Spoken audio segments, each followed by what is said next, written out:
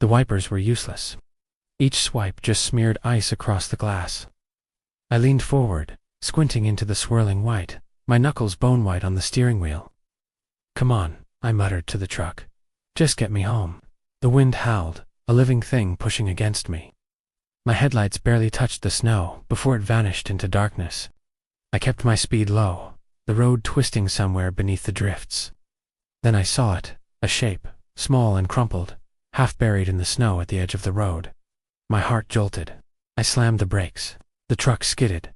Fishtailed stopped with a shudder. I yanked the door open. The cold hit like a fist, clawing into my lungs. Snow stung my face as I stumbled toward the figure. "Hey, you okay?" My voice was snatched away by the wind. The person didn't move. I dropped to my knees, brushing snow from a pale face. My breath caught. Claire.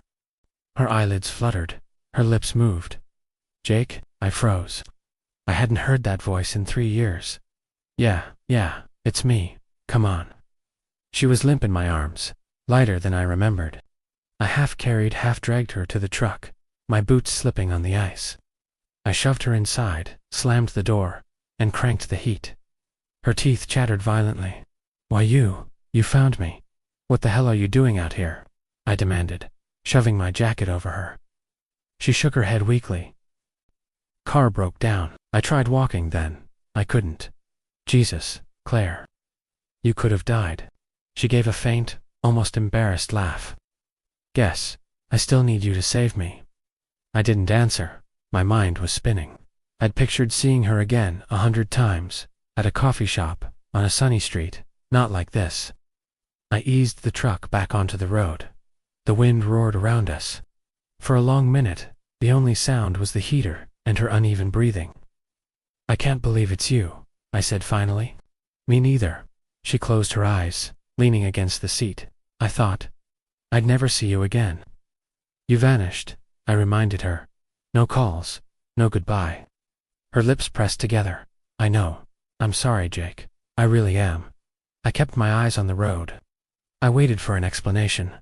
I didn't know how to give one. She opened her eyes, watching me. "Can we not talk about that tonight? Please?" I exhaled slowly. "Fine. We'll get you warm first." The silence stretched again. She fiddled with the edge of my jacket around her shoulders. "You still drive this old truck?" she asked softly. "Yeah, I remember when you first bought it. You said it would outlive us both." "It might." I gave a small smile. "It's stubborn, like you," she said. And for a second it felt like we were back in high school, teasing each other on the bleachers. The road dipped into a narrow pass. Snow swirled in tunnels around the headlights. "Where were you headed?" I asked. She hesitated. "Nowhere really, just away." "Away from what?" Her gaze slid to the window. "Everything." I wanted to press, but her voice carried a weariness I'd never heard before. "You're lucky I came through when I did," I said instead. She smiled faintly. "Fate, maybe." I didn't believe in fate, but in that moment, with her sitting there wrapped in my jacket, I wanted to. We crested a hill, and the lights of the small town flickered in the distance. "Almost there," I told her. "I'll take you to my place. You can warm up, get some food." "You don't have to." "Yes, I do," I cut in. "I'm not dropping you at a motel half frozen." She studied me. "You haven't changed." I kept my eyes on the road. "Neither have you." "That's not true," she said quietly. The heater blew hot air, but a different chill settled in my chest. When we pulled into my driveway, I parked close to the porch. I hurried around to her side, helping her out. She leaned against me, her body trembling.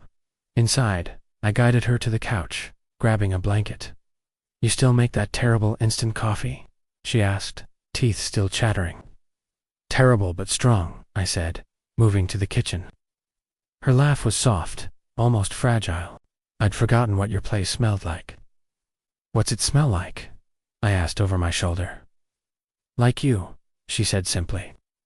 I brought her the coffee, sat across from her. She wrapped her hands around the mug. "I mean it, Jake," she said, meeting my eyes. "You saved my life tonight." I shrugged. "Guess we're even. You saved mine once, remember?" Her smile faltered, just for a heartbeat. I remember. And in that tiny pause, something shifted, but I ignored it. All I knew was Claire was back, and that had to mean something.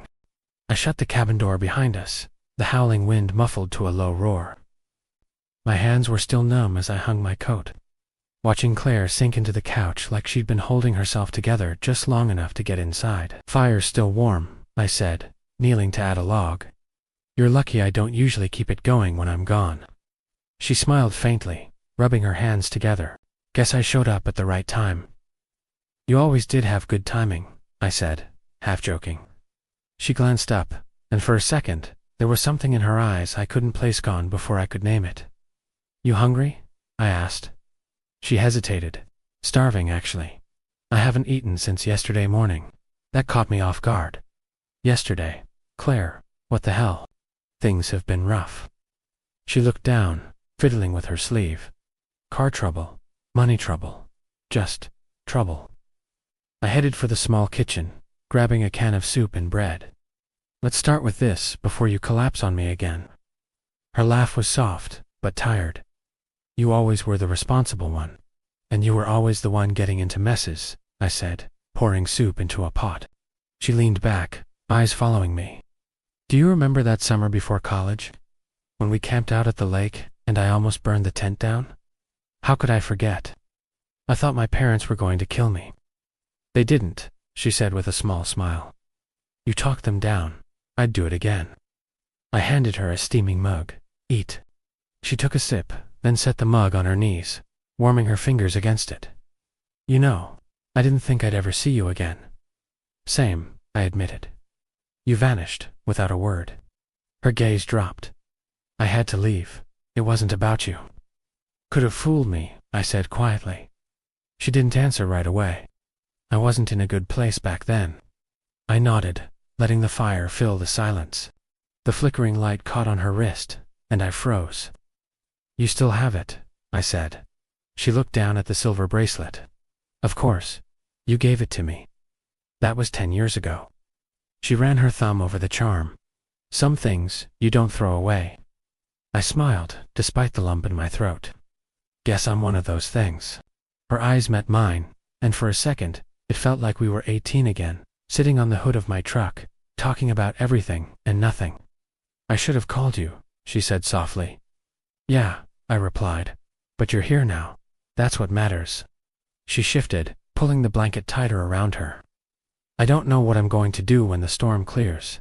I don't really have anywhere to go. You'll stay here until we figure it out." "I can't ask you. You didn't. I'm offering." Her lips curved into a smile, but it didn't quite reach her eyes. "You're still too good for me." "Not true," I said. "I just remember who you were before everything went wrong." "And who was that?" she asked. "My best friend," I said. "The girl I caught myself. The girl I trusted with my life." She sipped her soup, watching the fire. "Maybe we can start over. I'd like that." She leaned her head back against the couch. "I hate the cold," she murmured. "Then you picked the wrong place to break down." "Trust me, I didn't plan it," she said quickly, then laughed like she'd caught herself making it sound more dramatic than it was. "Guess fate likes messing with us." "Fate, huh?" I said. "Or maybe just bad luck." "Maybe both," she said. We sat there, the fire crackling between us. The storm raged outside, but for the first time in years, I felt something warm in my chest that had nothing to do with the flames. She looked over at me, her eyes soft. "Thank you. For stopping. For not driving past." "I never would have driven past," I said. "Not you." Her smile lingered. "I know." But as she turned back to the fire, there was the briefest flicker of shadow across her expression that made me wonder if she really did. I woke to the smell of coffee. The storm had eased overnight, leaving the cabin wrapped in a heavy, white silence. Claire was in the kitchen, hair pulled into a loose knot, wearing one of my old sweatshirts. She looked like she belonged here. "Morning," I said, rubbing my eyes. "Morning," she replied, pouring coffee into 2 mugs. "Hope you don't mind. I found the filters in the second drawer." "Help yourself, always." She smiled. "I remember." I sat at the table, watching her move around like she'd never left. "Sleep okay. Like a rock," she said. But her voice had that quick, automatic tone people use when they don't want to elaborate. I took a sip of coffee. Storm's dying down. Roads might clear by tomorrow. Her smile faded. "Oh, good. You don't sound thrilled." "I just don't know where to go next," she said, setting her mug down a little too carefully. "My car's still in that ditch, remember?" "Yeah. We can pull it out when the plow comes through. I've got chains." She hesitated. "Actually, I don't think it's just stuck. It was making a weird noise before it died." I frowned. Weird how? Like clicking from the engine wheels. Her brows knit together, as if trying to remember. "I don't know." "Both. That's not really how that works," I said slowly. She laughed, brushing it off. "See? This is why I shouldn't try explaining car stuff." I let it go, though something in her answer itched at the back of my mind. We ate toast in silence for a while. The quiet felt heavier than yesterday. "You said last night you hadn't eaten since the morning before," I said finally. "Where were you before you broke down?" She froze for a fraction of a second before answering. "Heading north. Visiting a friend, in this weather." "Yeah, I didn't realize how bad it would get." I raised an eyebrow. "Who's the friend?" Her eyes flicked to the window. "You don't know them. Try me. His name's Aaron." She took a bite of toast, ending the conversation. "Old friend, boyfriend?" I asked lightly. "Neither. Just someone helping me out." "With what?" She smiled faintly, but it didn't reach her eyes. "You ask a lot of questions, you know that." "I'm just trying to understand how you ended up in the middle of nowhere in a blizzard. I told you car trouble. You also told me you were visiting a friend." Her gaze sharpened just enough for me to notice before she softened it again. "Both can be true." I leaned back in my chair. "Fair enough." She changed the subject so smoothly it was almost impressive. "Remember when we got lost hiking behind the quarry? You swore you knew where the trail was." I chuckled despite myself. "We almost spent the night out there." "But we didn't," she said, tilting her head. "You always find a way out." The way she said it made my skin prickle, not because it sounded threatening, but because it didn't. It was almost admiring. After breakfast, she helped me stack firewood by the porch. She worked quickly, like she had something to prove. "You always were strong for your size," I said. She smirked. "Learned from the best." When we were done, she leaned on the railing, staring at the snow-covered trees. "It's so quiet here. Too quiet."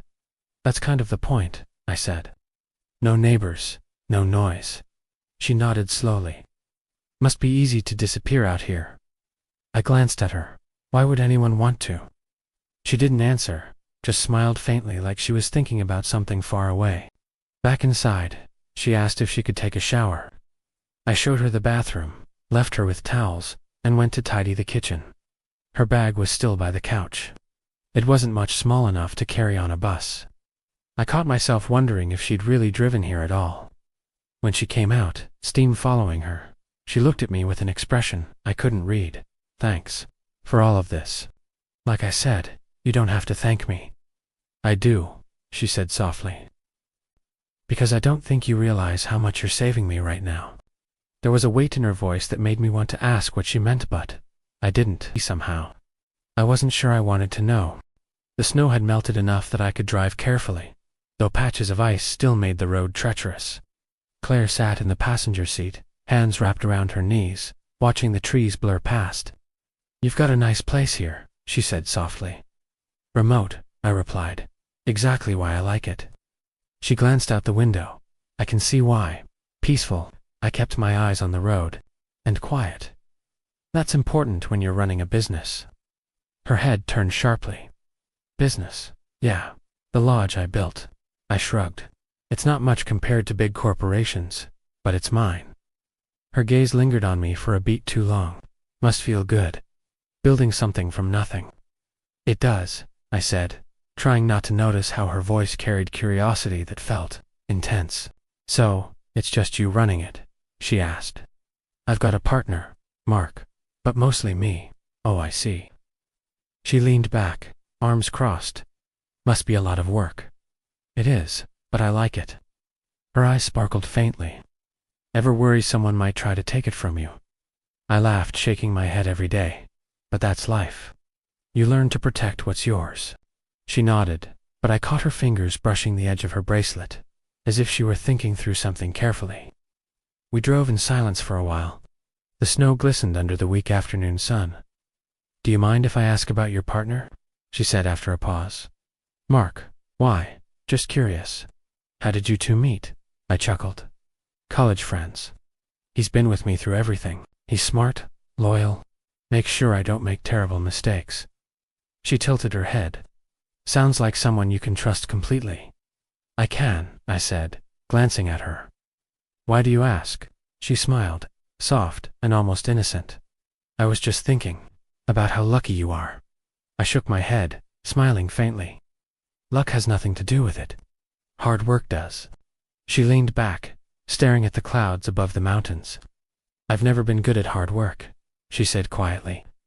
You're surviving this storm, I said. Seems like you're managing okay. Barely, she said, giving me a fleeting grin. I guess I've been lucky too. People notice me, at the right times. I frowned slightly, but said nothing.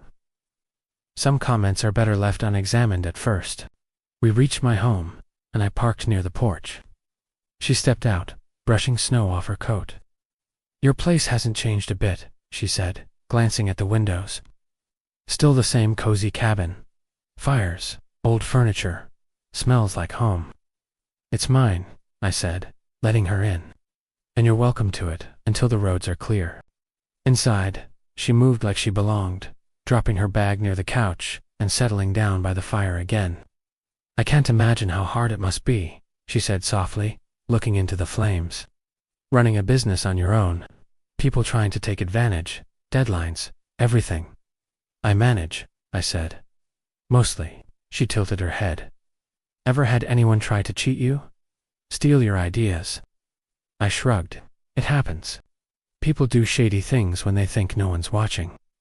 Her eyes brightened with something I couldn't quite read. Sounds stressful. Having to be careful all the time. It is, I admitted. But it keeps me alert. She nodded, tapping her fingers on the armrest. I could never do that. Too much pressure. I'd probably make mistakes. I glanced at her, something nagging at the back of my mind. Maybe. But you've always been clever. She laughed softly. Clever enough to survive a blizzard. Apparently, I said, smirking. Lucky too. Maybe a little of both, she said, leaning back and closing her eyes. Her expression was relaxed, but that flicker in her eyes quick, subtle made my stomach twist. I ignored it, focusing on the warmth of the fire instead. For now, she seemed harmless, completely unaware of the life I'd built that she'd just stepped into. And yet, the questions she asked, the way she observed every little detail. I couldn't shake the feeling that something was stirring beneath the surface. But for now, I'd give her the benefit of the doubt. I had no reason not to. I was late getting back from the lodge. Mark had called, asking me to check the new supply shipment, so I had been gone for most of the afternoon. When I returned, the cabin was quiet, too quiet. Claire, I called, dropping my bag.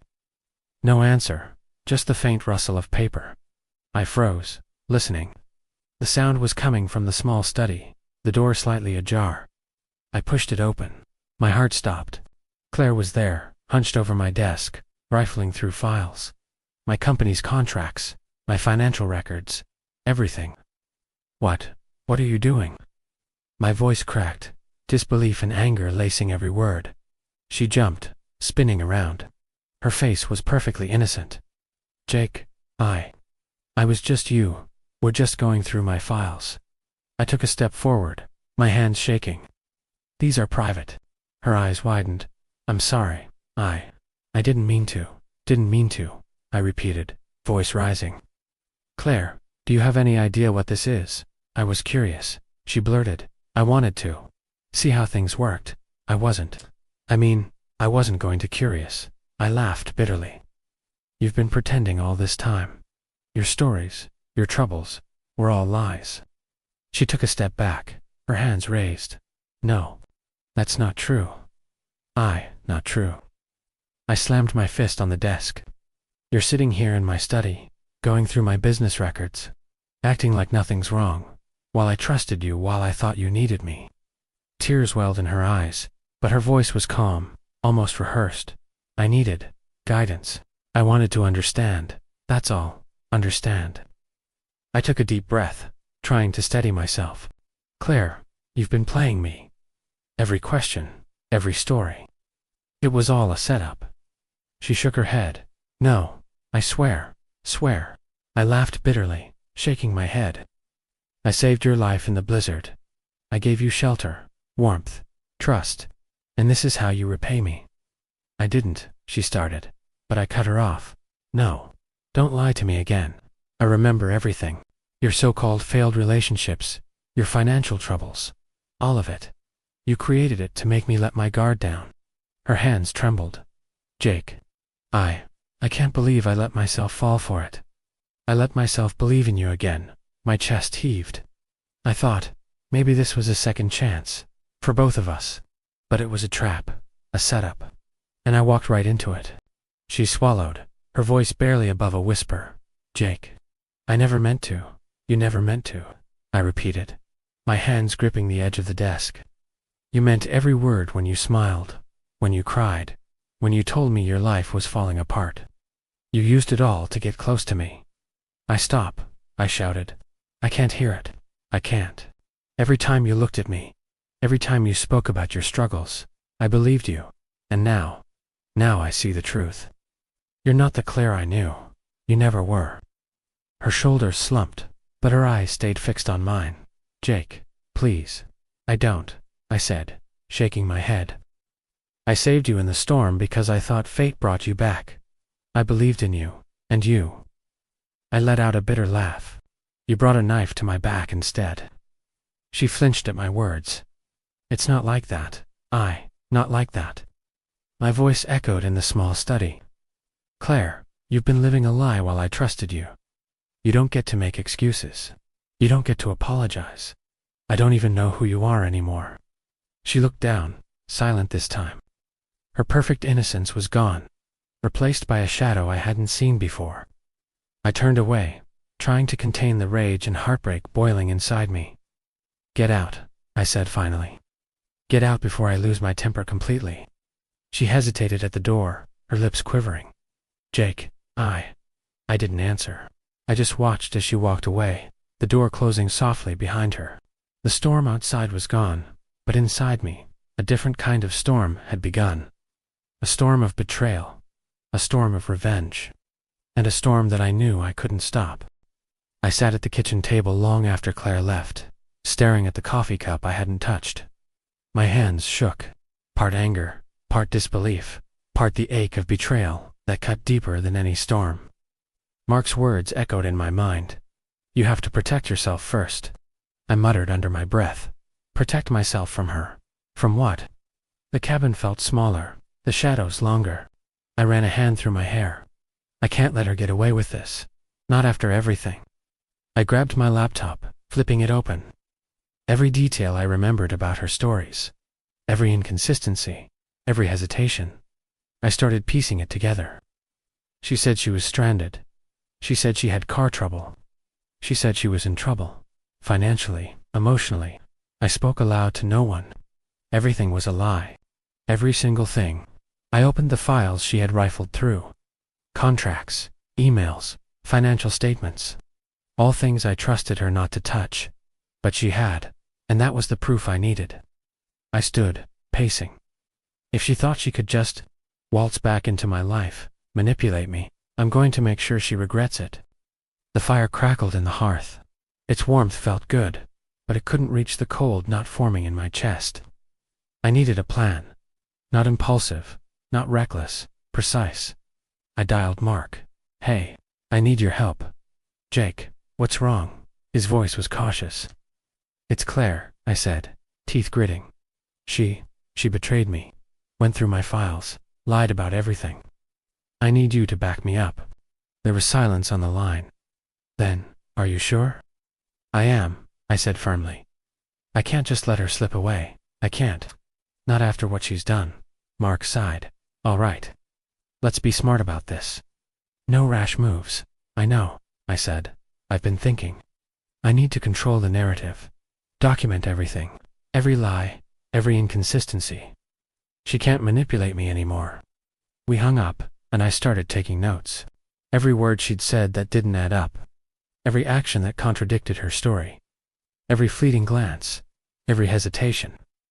I trusted her, I whispered, and she turned it into a trap. I pictured her face, the way she smiled like nothing was wrong. That smile had been my undoing once, but not again. Not this time. I called the local contacts I could trust. Check anything unusual with Claire's recent history. Bank accounts, recent travel, any suspicious activity, just anything. While waiting for responses, I went outside, the snow glinting in the dim evening light. The mountains stretched silently around me. Quiet, perfect for planning. I can't let her destroy everything I built, I muttered to myself. I won't. Inside, I drafted emails and made calls, building a web of information I could rely on. Claire thought she had the upper hand. Thought I was still naive, still trusting. But I wasn't. I lit the fireplace again, letting the flames reflect the fire growing inside me. Revenge, control, reclaiming my life, it all mixed together in a bitter, sweet intensity I hadn't felt before. The phone buzzed. Mark's name flashed. Got some updates, he said quickly.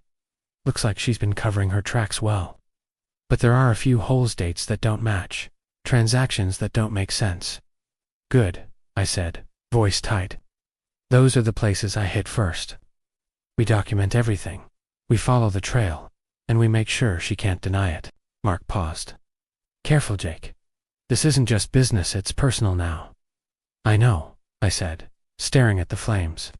And that's exactly why I'll do it right. She can't see me coming. She can't anticipate anything.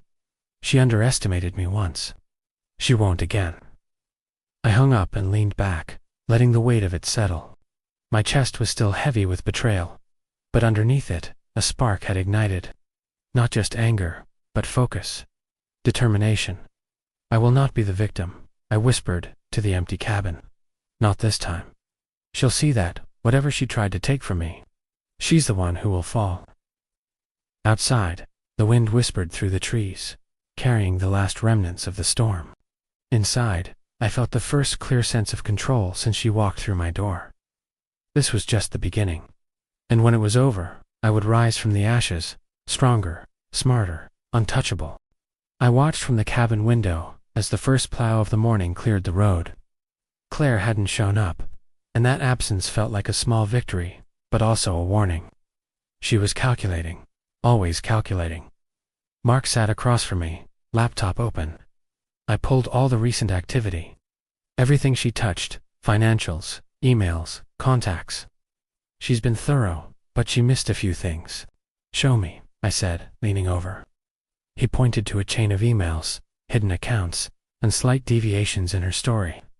See here, she created fake invoices, siphoned some small payments. Nothing major yet, but it shows intent, planning. I clenched my jaw. Planning to what? Steal my business. My life, possibly both, Mark said. She's bold, but she left footprints. I nodded, absorbing every detail. Good. We follow them, every single one. And when we do, my voice trailed off, the fire in me burning hotter. She's underestimated you, Mark said.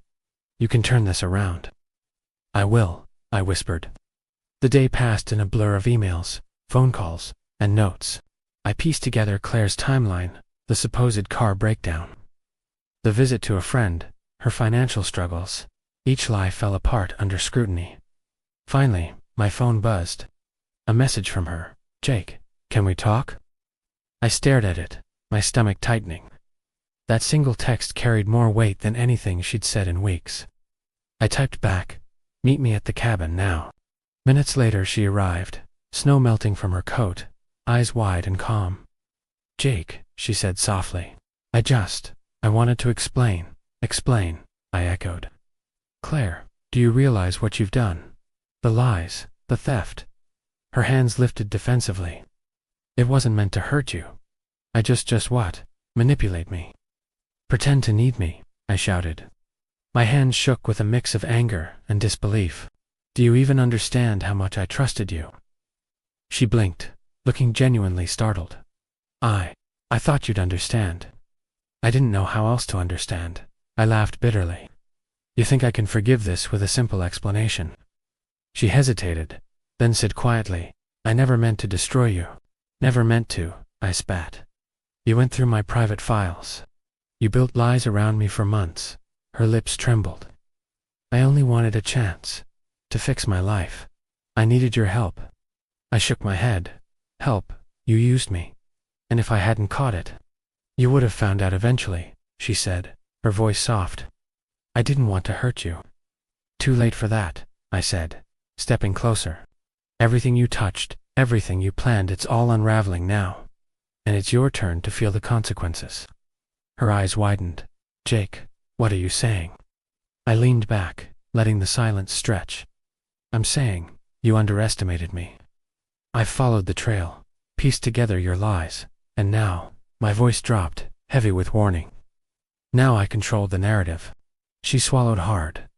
Jake, please, we can work this out. No, I said firmly. No more second chances. You thought I'd be naive again. Thought I'd fall for the same story twice. Not happening. Mark's voice came from the doorway. She's trapped. Every move she made left evidence. She can't deny it. Claire turned toward him, panic flickering across her face. Mark, you don't understand. Don't talk, I said sharply. Not anymore. You've had your chance. Her hands dropped to her sides. The confident, calm facade she had worn so well over the past week shattered. In its place was fear. Real fear. I felt the weight of betrayal lift slightly, replaced by determination. You used me, I said softly. But I'll make sure everyone sees the truth. You won't walk away from this, not unscathed. She took a step back, eyes darting between me and Mark. Jake, please. No, I repeated, voice final. You've played your hand. Now it's time for consequences. The fire in the hearth crackled. Outside the snow reflected the dim light. But inside, the storm was mine to control. And I would. I watched from the window as Claire's car pulled up to the cabin. She hadn't expected me to act so fast. You're early, I said, as she stepped inside, snow clinging to her coat. I thought we could talk, she said, voice soft, almost pleading. Talk, I echoed. There's nothing left to talk about. Her eyes flicked to the files on the table. Jake, you don't understand. I understand perfectly, I said, cutting her off. Every lie, every manipulation. You underestimated me. You thought I wouldn't notice the patterns, the inconsistencies. She hesitated, then tried to smile. I didn't mean for it to get this far. I only wanted you, I repeated bitterly. To betray me, to manipulate me, to use my trust. Her lips trembled. No. Save it, I said sharply.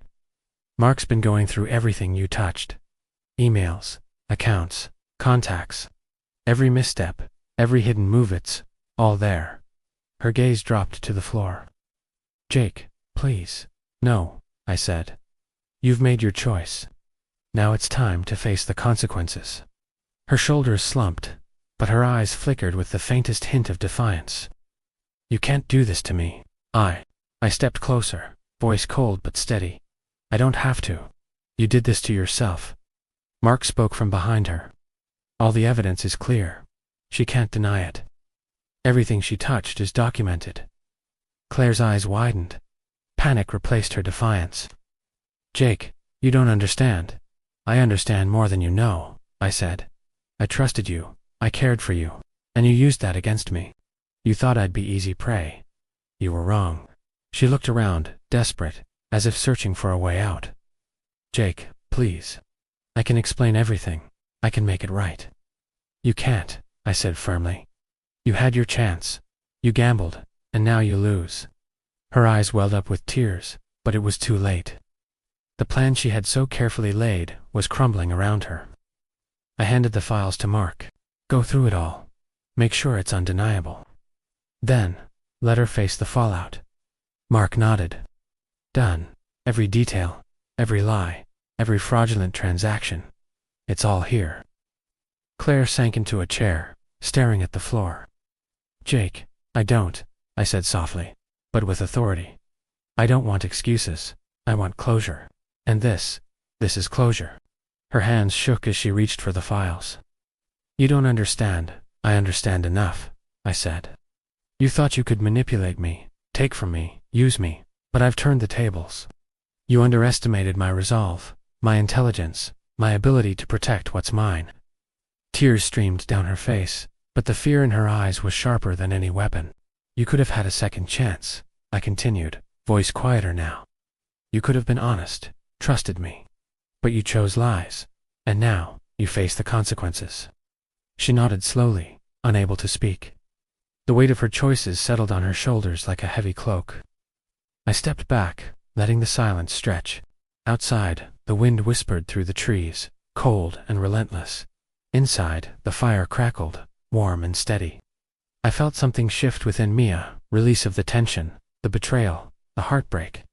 The storm that had raged inside me since the first snowflake had finally broken, leaving clarity in its wake. You underestimated me, I said softly, more to myself than to her. But you'll never underestimate me again. Mark looked at me. You did it.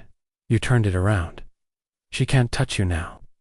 I nodded, the satisfaction bitter, but necessary. She brought the knife. I just made sure it didn't reach me. Claire's head dropped, defeated. The person I had once trusted, once cared for, now sat broken, exposed. I turned to the window, looking at the mountains bathed in late afternoon sunlight. The storm had passed. The snow glistened, silent and serene. And for the first time since this all began, I felt free. Free from betrayal. Free from manipulation. Free to rebuild. The fire in the hearth mirrored the fire inside me, strong, steady, and untouchable. This was my victory, my life, my choice. And no one, not even the person I had once loved, would ever take that from me again. The cabin was quiet the next morning. Snow still clung to the trees outside, sparkling in the early sunlight. I sat at the kitchen table, coffee in hand, letting the silence wrap around me. Mark came in, carrying a folder. Everything's been filed. Legal teams are on it. Claire's lies are documented. No way she can deny anything now. I nodded, staring into my cup. Good, that's the last of it. I just needed to see it done. He put the folder down. You look different. How do I look? I asked, raising an eyebrow. Strong, he said, determined. Not the same guy she left shaking in her trust. I gave a small smile, letting it settle. That storm, whatever she tried to do, it broke me in some ways. But it also built me back up. Mark nodded. Yeah, you've taken control. I looked out the window at the mountains. The snow reflected the light, untouched, clean. It feels like a fresh start, like everything she tried to ruin is gone, and I'm still standing.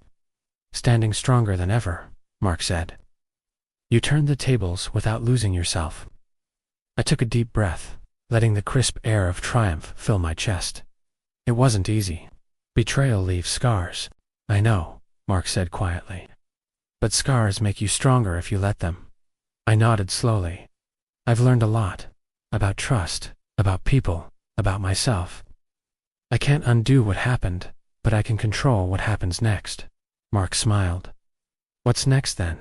I leaned back, feeling a sense of clarity I hadn't felt in years. Next is me, my life, my business, my rules. I don't need anyone to validate me or manipulate me again. Mark chuckled. Sounds like a plan. I laughed softly, letting the sound fill the cabin. I've been naive before. Let people walk into my life and take advantage. Not anymore. If someone comes in now, it's because I want them there, not because I'm blinded by trust or nostalgia. Mark nodded approvingly. You've come a long way. I looked at the files on the table, the proof of Claire's lies. For a moment I felt anger rise, but I let it go. It wasn't worth holding on to. The storm she brought into my life had passed. What mattered now was the calm after. I need to rebuild, I said softly. Rebuild myself. and the things I care about. You will, Mark said confidently. You've got the drive, the smarts. And now, experience. I smiled faintly, thinking of the snow outside, the mountains, the fire in the hearth. Experience, and a lot of trust in myself. That's the biggest lesson. Mark leaned back, hands behind his head.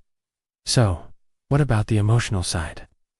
You're okay with everything that happened? I paused, thinking.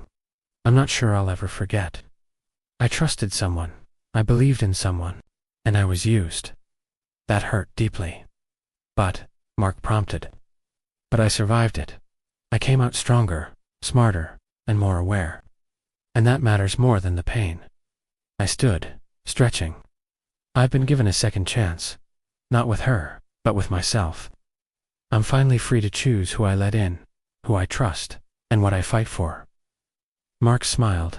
Sounds like you've found yourself again. I have, I said firmly. And this time, I won't let anyone take it from me.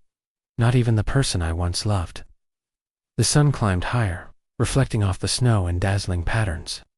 I felt its warmth on my face, a symbol of hope, of renewal, of life moving forward. I poured another cup of coffee, sipping slowly. The cabin smelled like pine and firewood, a sense of home settling in. Here's to the future, I said quietly to myself. To the life I control, to the choices I make, and to the person I've become. Mark clapped me on the shoulder. To the future, I smiled, watching the sunlight dance across the walls, feeling the strength of survival and the peace of closure. Claire's storm was over. My storm had just begun in my terms, and for the first time in years, I felt whole again. The cabin was quiet that morning, except for the crackle of the fire. I stood by the window, looking out at the mountains, snow glinting in the early sunlight. Everything felt still, and right. Mark walked in, carrying 2 mugs of coffee. You look calm, he said. I feel calm, I admitted, taking a mug. The warmth seeped into my hands, grounding me. It's finally over. Claire's games, the lies, the betrayal, all of it. Mark nodded. You handled it well, strong, careful, and smart. I smiled faintly. I couldn't have done it without your help. He chuckled. Don't give me all the credit. You did the hard work mentally, emotionally. You reclaimed your life. I sipped my coffee, letting the warmth spread. It's strange. I expected relief, but I also expected emptiness. Instead, I feel lighter, clear-headed, like I finally know who I am. Mark raised an eyebrow. That's called growth, Jake. Growth, I repeated softly. It's not just about surviving betrayal. It's about learning from it and choosing differently next time. Mark leaned against the table. So, what's next? You've taken care of the mess. What about the rest of your life? I thought for a moment, looking at the snow outside. I rebelled. I focus on what matters, my business, my passions, my relationships that are genuine, and I let go of the past, fully. Not holding grudges, not seeking revenge anymore. That chapter is closed. He smiled. Sounds like a good plan. I nodded, feeling a sense of peace I hadn't felt in years. It's not just a plan. It's a promise to myself. To trust carefully, to act wisely, and to live deliberately. No more blind faith in the wrong people. Mark paused, then asked quietly, Do you ever think about Claire? I set my mug down. I do, but not with anger. Not anymore. I think about how I almost let someone destroy my life. And I'm grateful I caught it in time. Grateful I learned who I really am in the process. He nodded. Wise words. You've come a long way. I looked around the cabin, the warm glow of the fire, the neatness of the place, the mountains standing silent and eternal outside. Everything felt like it had been restored to its rightful place. I've realized something, I said, voice low but steady. Betrayal doesn't have to define you. It doesn't have to break you. It can teach you. It can sharpen you, make you stronger, make you wiser. Mark smiled, and it did. Look at you now. I chuckled softly, letting the sound fill the room. I'm not the same man who opened the door to Claire in the snowstorm. That person is gone. This version of me, this one, he's prepared. He's cautious, but not bitter. He's aware, but not afraid. He's alive. Outside, the sun climbed higher, casting long shadows on the sparkling snow. I felt it on my face, warming me, promising new beginnings. I'm going to take a walk, I said, grabbing my coat. Clear my head, breathe the air, and step forward literally and figuratively. Mark nodded. Good idea. Enjoy it. I stepped outside, snow crunching under my boots. The air was crisp, fresh, invigorating. Each breath felt like freedom. Each step felt like reclaiming territory in my own life. I paused at the edge of the trees, looking back at the cabin. It had been my sanctuary, my battlefield, and now, my place of rebirth. I whispered to myself, this is my life, my choices, my future, and no one can take it from me. The wind whispered through the trees, carrying away the remnants of the storm Claire had brought. I felt the warmth of the sun, the strength in my legs, and the fire in my heart. I was no longer the person who trusted blindly, no longer the person who allowed betrayal to define him. I had survived, fought back, and emerged stronger. And now, I was ready for what came next. A new chapter, unwritten, full of possibilities. And for the first time in years, I felt truly free.